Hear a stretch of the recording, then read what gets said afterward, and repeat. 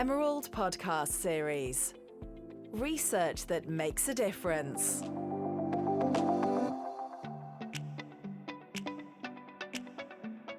Hello, I'm Rebecca Torr and welcome to the Emerald podcast series. As our world continues to experience an unprecedented era of disruption and social change, there is a pressing need for activists and criminologists to work together to expose injustices and challenge harmful norms. Activities must also include ways to tackle the negative impacts of crime controls on the lives of intersectionally disadvantaged groups in society.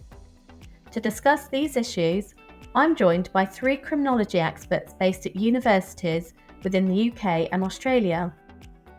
Victoria Cannon is Associate Professor of Criminology at the University of Bristol in the UK. I have done a lot of work with activist organisations, in particular with people who are seeking asylum and survivors of violence and torture.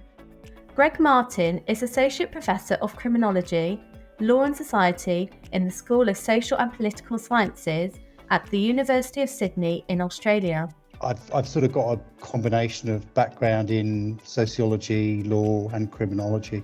Steve Toombs is Emeritus Professor at the Department of Social Policy and Criminology at the Open University in the UK.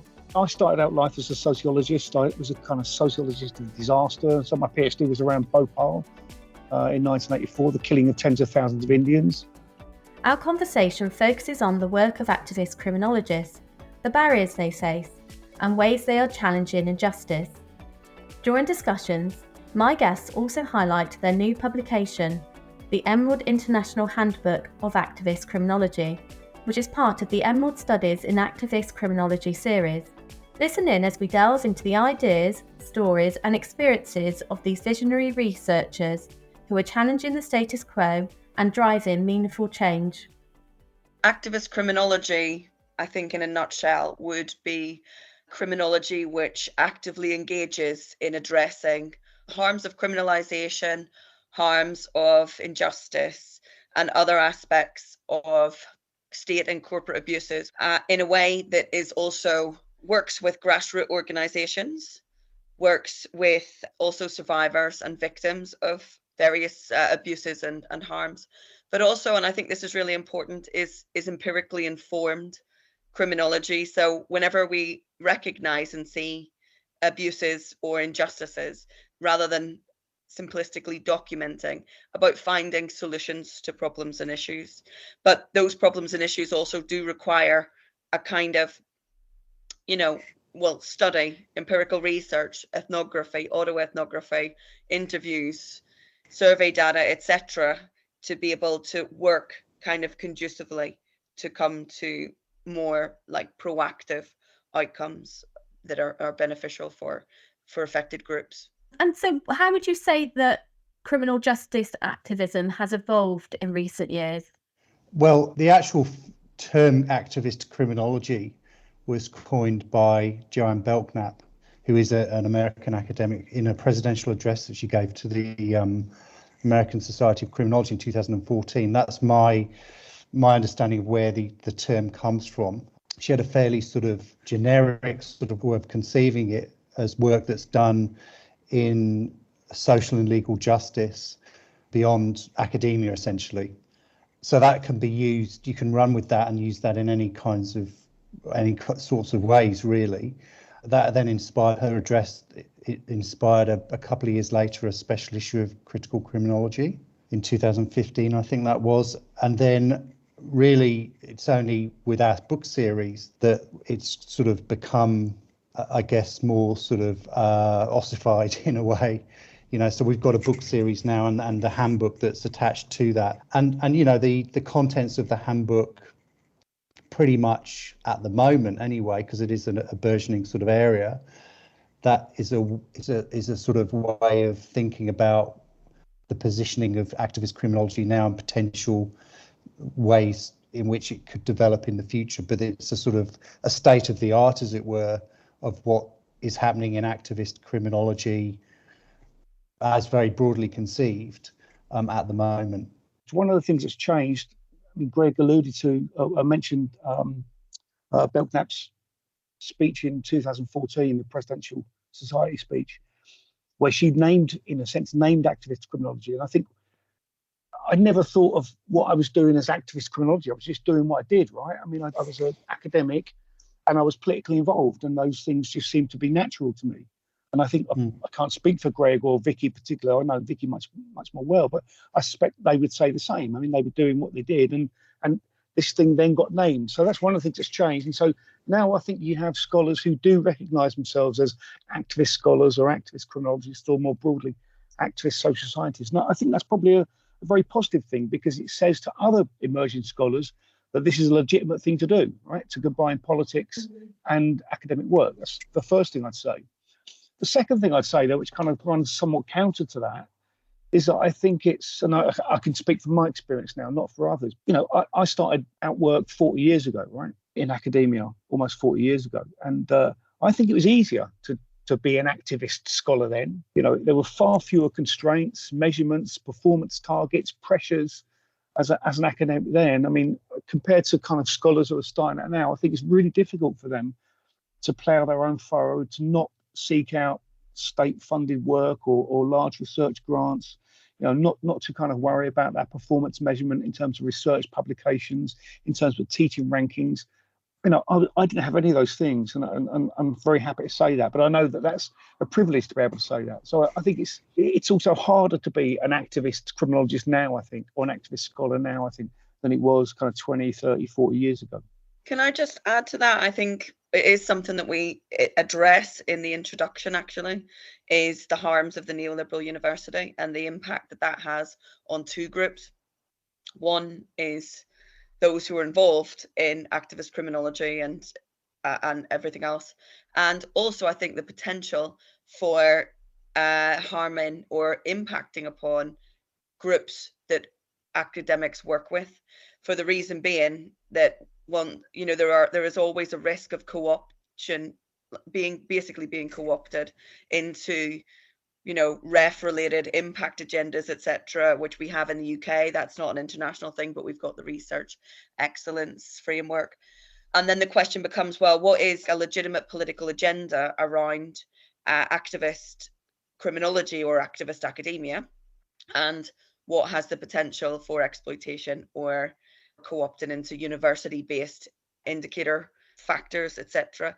And I think that that's something that those who are involved in the high-level processes of running in academia really need to recognise as a risk. And as I've mentioned to people previously, but we actually have had some of our contributors who have been working in academia since the Activist Handbook came into fruition have actually left academia to go and work in other sectors. And only recently, I've also resigned and undecided on whether or not to stay in academia, given the environment that Steve has just kind of outlined. And I don't think we should think of the historic aspects, Steve, that you experienced in academia as a privilege. It should be normalized. That's actually what we should have. We should be striving for a university that is totally ethical and produces conditions under which we can actually all thrive. So with so many people leaving then academia, is there a way that they can still contribute then to the research part of it? I mean, is that still available to them? Because like, it seems that would be a lot of knowledge being taken away if they're not involved. One of the sort of aspirations, I guess, of the book series is to have activists involved in the publications. That's something that we would very much welcome, and to have a much more sort of creative and sort of expansive way of thinking about a book series with a publisher. So that's one of the ways we've tried to conceive of it. But running a sort of a research career alongside another career is very hard. So whether that's even possible remains to be seen. So I think it brings us on to and the questions around engagement with activists. And I mean, it'd be quite interesting to get your views on sort of how you think criminologists, you know, should they engage with activists, and what can be gained from engagement, what can be gained from not engaging and maybe standing back. That's an interesting question. Look, I think it's not necessarily a choice that any one individual can make. I mean, I can speak for myself. I mean, I didn't decide to engage with activists or non-academics. It was, I developed relationships over long periods of time, and they're based upon trust and they're based upon reciprocity. And lots of non-academics are quite rightly, and communities. I mean, I think, for example, of the folk in and around Grenfell, very, very suspicious of researchers coming in and seeing this as a laboratory and a place to kind of plunder, really, for research rankings or whatever. So I think it's not necessarily a choice, but I think as one does engage and as one does work, as I said, reciprocally, then trust is developed, and then the upside of that, to be very frank, I mean, it does then give you access as an academic to places and to people and to experiences you would otherwise never be able to access, right? And it's despite the fact that I've dealt with death for 35 to 40 years, it's been a really, really uplifting experience working with the various people I've worked with. And it's also helped me. I mean, I had my own bereavement. I lost two brothers in a very short space of time a few years ago. And the support of people who've been through similar experience really helped me. So I think those things about reciprocity and trust and long-term ongoing relationships are really important. And I don't think necessarily you can just make a choice, but I think you have to be open to that engagement and those experiences. But for me, selfishly and luckily, very, very, I feel very, very lucky, very privileged to have had those experiences. I think it's incredible, and like you said, when it's based on relationships, it's not like you necessarily choose to make those relationships. They happen or they don't happen, and then you run with it because you're not going to let those people down, and vice versa, I guess. So I'm quite interested as well about what you can do as criminologists to work against the negative impacts of crime controls, especially on those that are intersectionally disadvantaged in society. And I know Vicky obviously worked in this area quite a bit. So, I mean, what challenges do they face, and what can you do as a criminologist to sort of help them? I think that there are loads of ways of looking at and addressing that question. One does kind of require perspective and what the inputs are from academia, sort of that way round. One important factor for me, and I think also for Greg and Steve, is to inform in ways that don't facilitate the expansion of controls and the sort of, the octopus hands, which is unfair on octopi, but, the kind of ways in which these can insidiously actually end up expanding. And I think that's something that we try and work against. So that's how we use language. It's how we use evidence of the harms of criminalization when we think about places such as prison as being places of pain and injustice, as being inherently built on violent ideologies, not only around control, but around the kind of psychological and emotional impacts that this has, also on how that impacts on families as well. So Steve was talking earlier about working with families, both from the victims of Grenfell, but also families against corporate killings and stuff, as an example.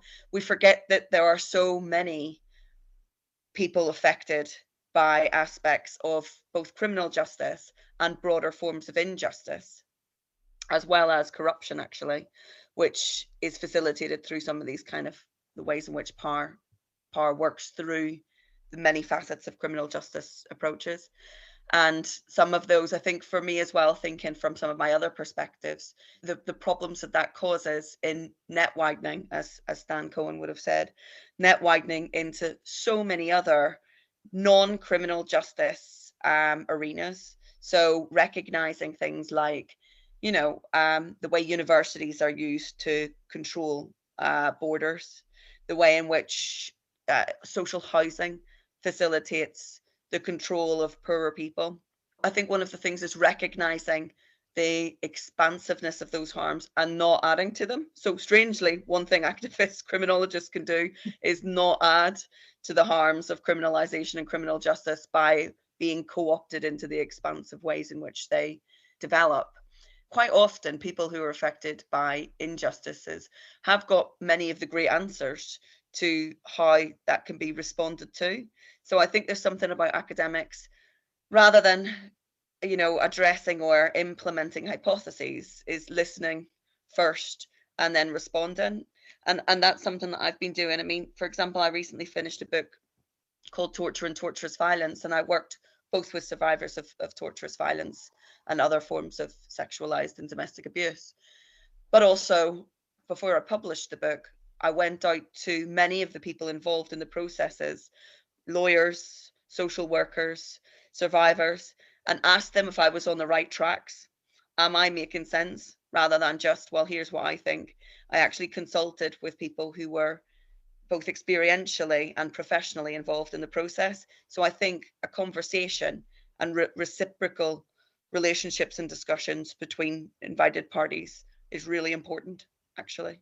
That co-production of knowledge or co-generation of knowledge where academics, scholars, whatever you want to call us or them, work with activists to, produce. So, there are a few things have changed over recent years. We've seen a kind of an acknowledgement that social movements, for example, and activists are producers of knowledge, and that we as academic researchers can co-produce knowledge with. So there's a flattening of the relationship, as it were, between those two actors. But we've also seen, and this goes to something that Steve was saying previously, a kind of debunking of the idea of neutral social scientific knowledge production as well. And it's okay for us to have a sort of politics that we engage with that isn't objective or neutral, because we can't be objective and neutral anyway, because we're human beings and so on and so forth.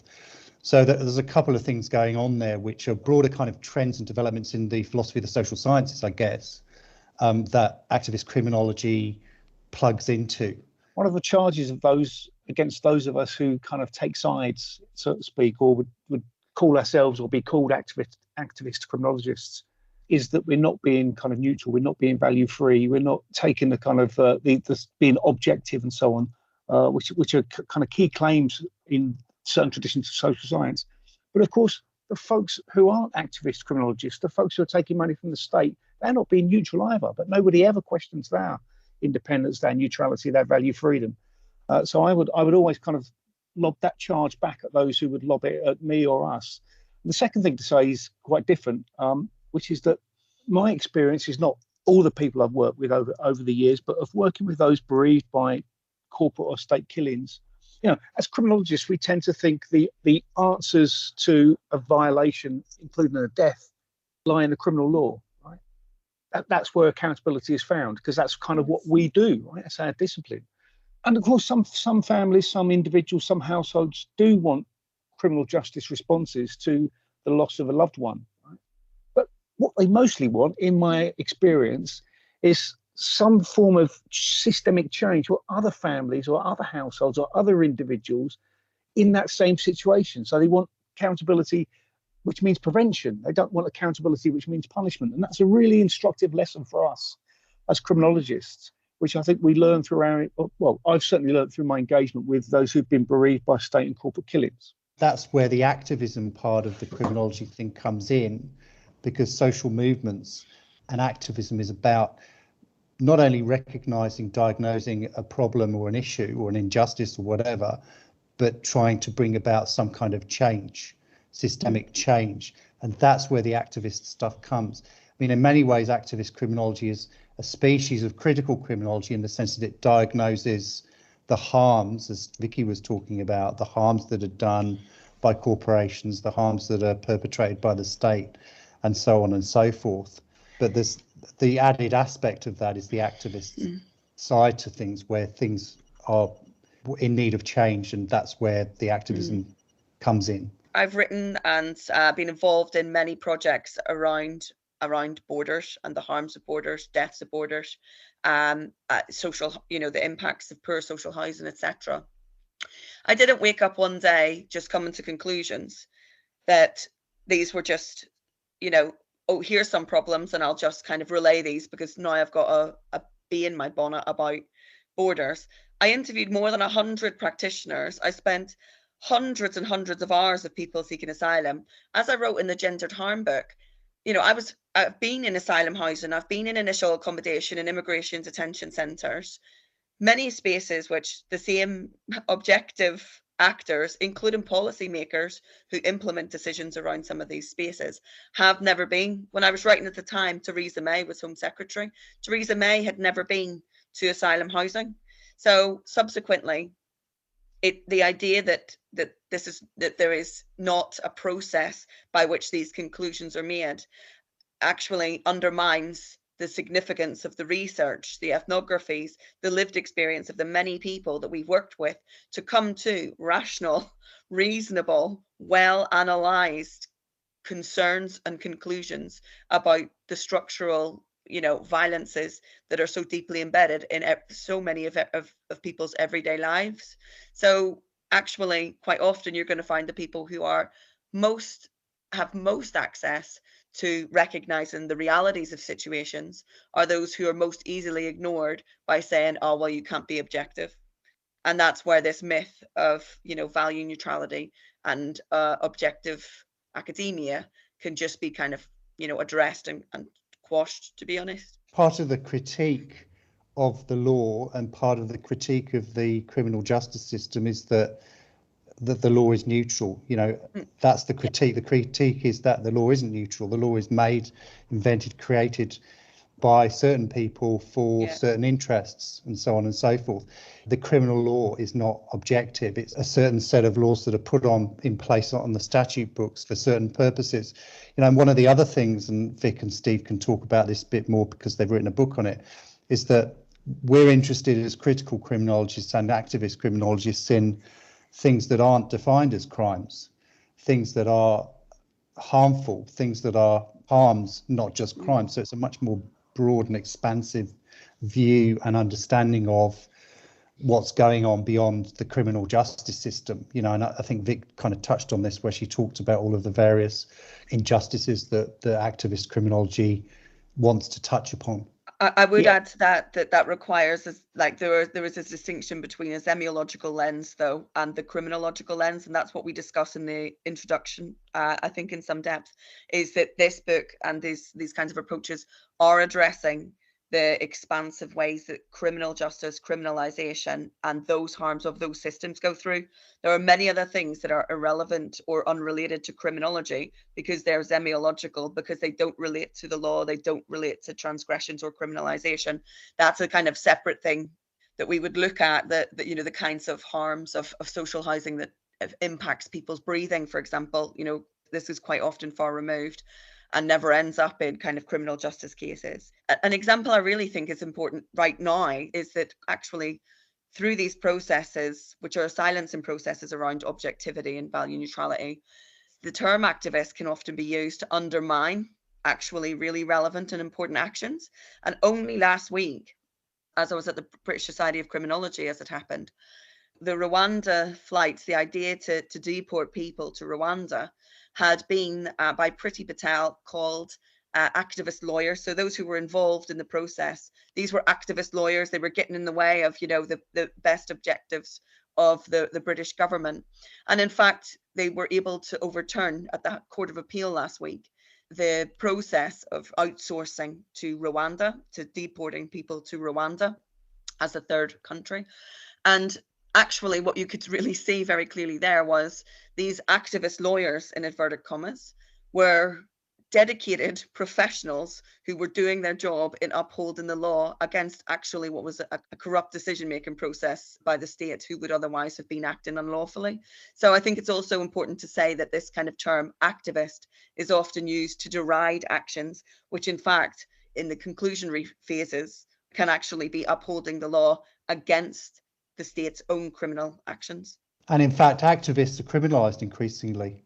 Yep. From all of our vantage points in the UK, increasingly criminalised, police given almost total control over protests, whether to ban them or not. We've got several pieces of legislation that have recently been put in place across Australian states here in Australia that impose very large fines and prison sentences for locking onto equipment, so on and so forth. We saw it during the coronation, where anti-monarchist Republic protesters were detained for 16 hours for supposedly carrying on equipment, for locking on and so on and so forth. So it goes even further in a sense beyond what Vicky's saying to sort of extend to activists actually being criminalised. I mean, I've written quite a bit over the years about criminalisation of dissent. It's been fascinating listening to you, and I mean, I think all of what you're talking about is, it is an area that not so much is really understood, like in the general population. I don't think people necessarily, have this sort of information or really understand the different viewpoints. And I think obviously you've published this handbook now, the Emerald International Handbook of Activist Criminology, and just I know you've touched on it here and there since you've been talking, but it'd be quite interesting to find out from you why you think it was the right time to produce something like a handbook, and and how you think that might impact the field of criminology. We're at a time where there is a drive, there is a necessity to engage with bringing these various fields together to get across these concerns to as wide an audience as is possible. So not just within academia. We're at a crisis point in relation to the environment, and yet rather than respond to this in addressing corporate harms and crimes, we respond by developing new laws to quell protest and to increase the potential for people to be criminalised.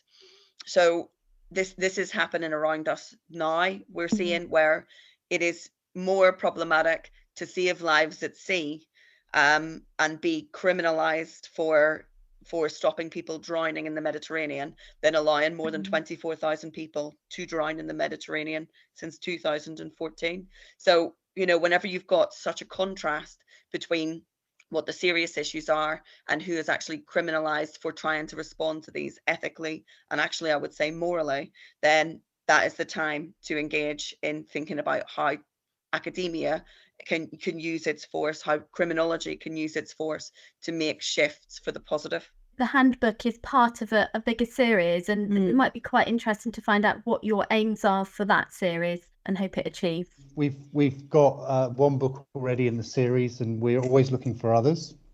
And we've got 2 new editors involved as well that bring to the book series different perspectives and experiences and so forth. So that is an exciting development as well.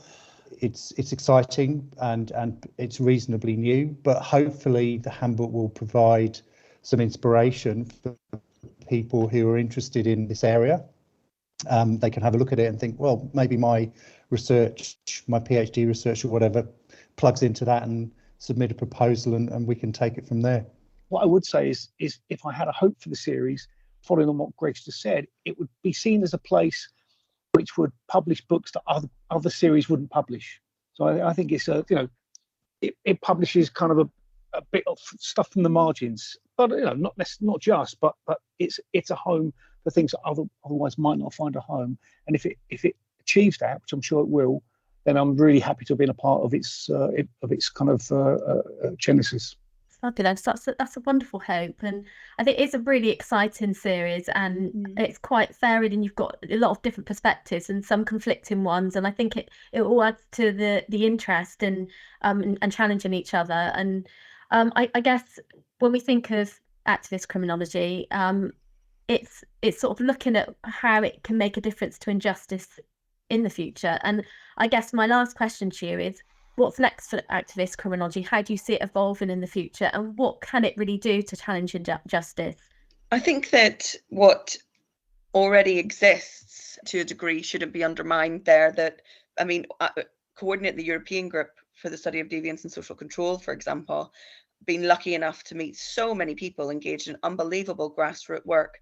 We'd like to see, or certainly I'd like to see, that work come into fruition in their own independent terms. So, be able to drill down onto some of these kind of relatively unknown subject areas and forms of injustice. Even reading when we were editing the handbook, I'm learning as I go along. I'm going through the chapters thinking, wow, this work that this person has done, or, I didn't know what craftivism was, or there's some colleagues in some parts of the world that I'm thinking, I would never have known this if I wasn't coming to edit this handbook. So personally, I'd just love to see the capacity for those people who are engaged in such great work to have a platform to be heard and to also shape the fields themselves. we're now welcoming Biko Agazino and Valeria Weiss, who have been instrumental in their areas of topics, into the team. We are actually excited to see what they want to do with what we've been doing with the series so far, and where that can go in an international and geographical sense, but also in how they see activist criminology and how they want to influence shaping it as we move forward, which is a really exciting time.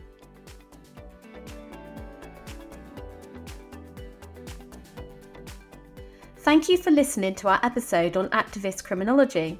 You can find more information about our guests and a transcript of the episode on our website. I'd like to thank my guests for joining me and sharing their insights, along with podcast producer Daniel Ridge and the studio This Is Distorted.